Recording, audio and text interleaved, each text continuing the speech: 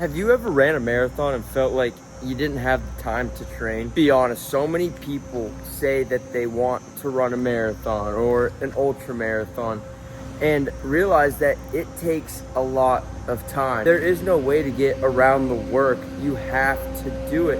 And sometimes your schedule just will never allow for you to go on a 22-mile run during the week. That's okay. It's not about giving up. I'm currently training for an ultra marathon, so I'm having multiple 20+ mile runs each week, and not every day is perfect. Real life happens. I'm not able to just bust out these runs all at once, but the way people can do it is by not giving up when times are tough, when you don't have the time and life isn't set up exactly the way you wanted it to. You don't just completely disregard the run.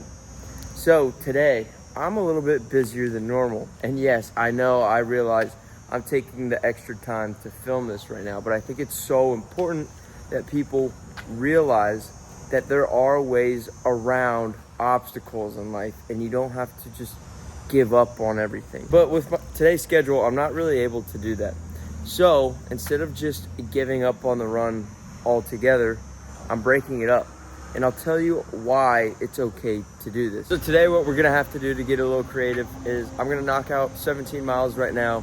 We'll knock the other 6 out later, and I'm gonna walk you through that day. So let's go. Woo, buddy. That was pretty freaking good, I'm not gonna lie. It is finally getting warmer here. This was my first run without a shirt on, and man, I know it's probably not like, I know it doesn't help with running performance once it gets a little bit hotter. I feel so much better running in the heat to some extent. And it's, you know, like, I think it's like 70 degrees this morning. Finally, it's been so cold.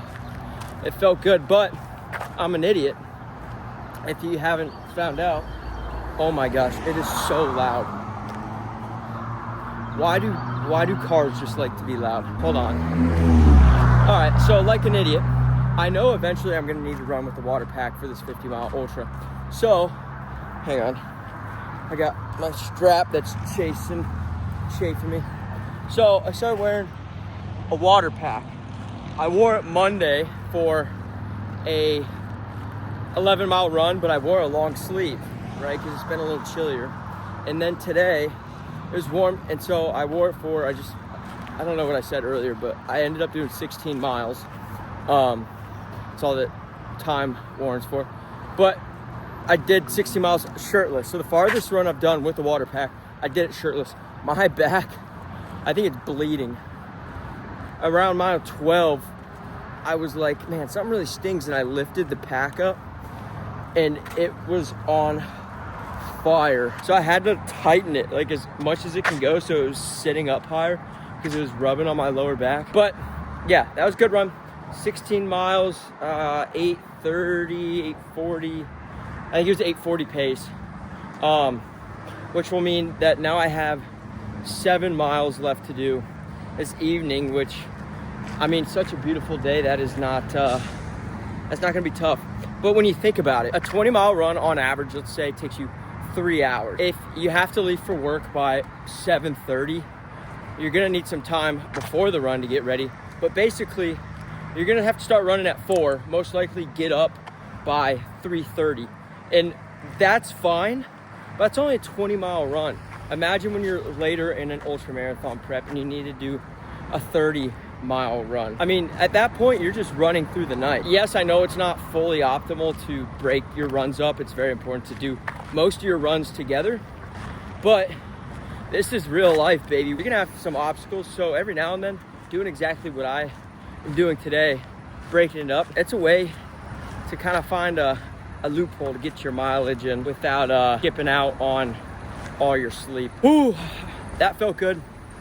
Time to shower up. We got a busy day, and I'll see you back when I'm lacing these shoes up.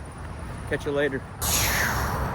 Man, what a freaking day. And we're suited back up to run. Now, on paper, splitting up your runs seems strategically like a good idea. Maybe you got a busy day and you don't have the time in the morning to knock it out.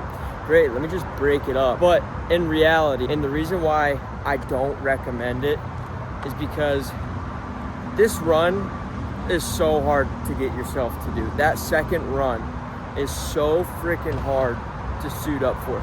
It's already hard enough to get yourself to work out, and then try doing it twice a day after waking up early to run already. Like, the amount of discipline and willpower to get yourself to do this run is very mentally draining, and it's hanging over your head all day. I don't recommend it for that reason. Tired of talking. I need to get this run going before I just keep walking in circles and talk myself out of doing this run. I'm a little nervous.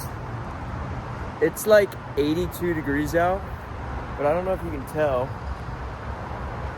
The clouds are over us, and it's not supposed to rain, but spring is here. So I've been caught out in some bad storms before, and I don't want that to happen again. So I think I'm gonna run pretty close to home today.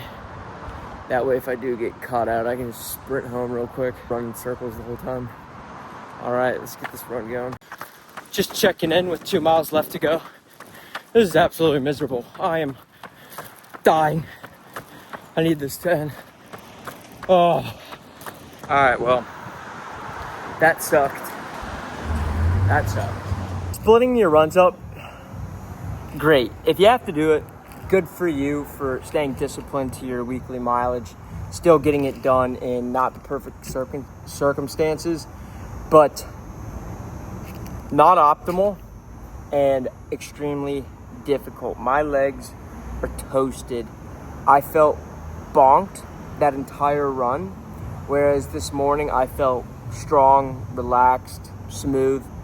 Same day, and if I would have ran those 7 last miles together, like with my long run, and done a 23-mile long run instead of whatever it was, 16 and 7, I would have finished those 7 miles feeling pretty good. I've been negative splitting all my long runs this prep, so I have a lot of room left in the tank to push myself, but after obviously cooling down in between runs, it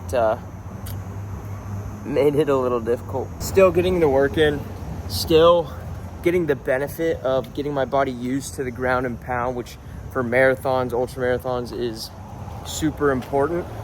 Now you're not going to get the full benefits of the speed work, and then pushing past like that wall, you might not get the full benefit, but you're still getting benefit out of it. Or the story is, don't do it, but if you have to do it, know that it's going to suck and not be as good, but it is a billion times better than doing nothing.